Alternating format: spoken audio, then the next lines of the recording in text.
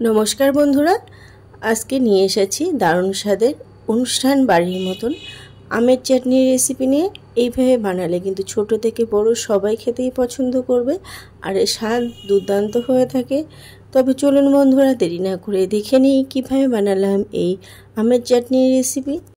তো এর জন্য প্রথমে দুটো কাঁচা আম নিয়েছি। কাঁচা আমের ভালোভাবে খোসাগুলো ছাড়িয়ে নেব। তো এরকমভাবে কেটে নিয়েছি। আটির যে শক্ত অংশটা থাকে সেটা এরকম ছোট ছোট টুকরো করে কেটে নিয়েছি। এরপর একটা কড়াই গরম করে নিলাম। এর মধ্যে দিয়ে দিলাম 1 টিস্পুন মতন সর্ষের তেল, আর দিয়ে দিলাম দুটো শুকনো লঙ্কা ও একটা তেজপাতা ফোড়ন। ফোড়নটা একটু ভাজা করে নিয়েছি। এর থেকে দারুণ গন্ধ বেরোনোর পরে দিয়ে দিলাম কেটে রাখা আমের টুকরোগুলো। এটা ভালোভাবে তেলের সাথে একটু ভাজা ভাজা করে নেব।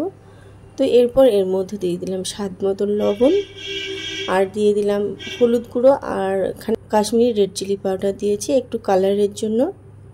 এবার সমস্ত আমের সাথে এটাকে একটু ভাজা ভাজা করে নেব। তারপর এর মধ্যে দিয়ে দিলাম পরিমাণ মতন গরম জল।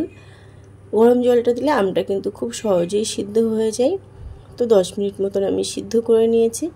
এরপর আমগুলোকে একটু আমি হাতার সাহায্যে বা খুন্তির সাহায্যে এরকমভাবে পেস্ট করে করে একটু গলিয়ে নিতে হবে। আমের চাটনিটা দেখতে ভালো হবে আর খেতেও ভালো হবে। এরপর এর মধ্যে আমি দিয়ে দিলাম 200 গ্রাম মতন চিনি। ভালোভাবে একটু মিক্স করে নিলাম। এবার কিছুক্ষণ একটু ফুটিয়ে নেব, অনবরত নাড়িয়ে হালকা হাতে। এরপর দিয়ে দিলাম কিছু কাজু ও কিশমিশ। কাজু কিশমিশটা দিয়ে একটু ভালো করে মিশিয়ে নিয়েছি। এরপর আর একটু ফুটিয়ে নিয়েছি। একটু ঘন করে নামাতে হবে, তাহলে এটা খেতে কিন্তু খুবই ভালো লাগবে।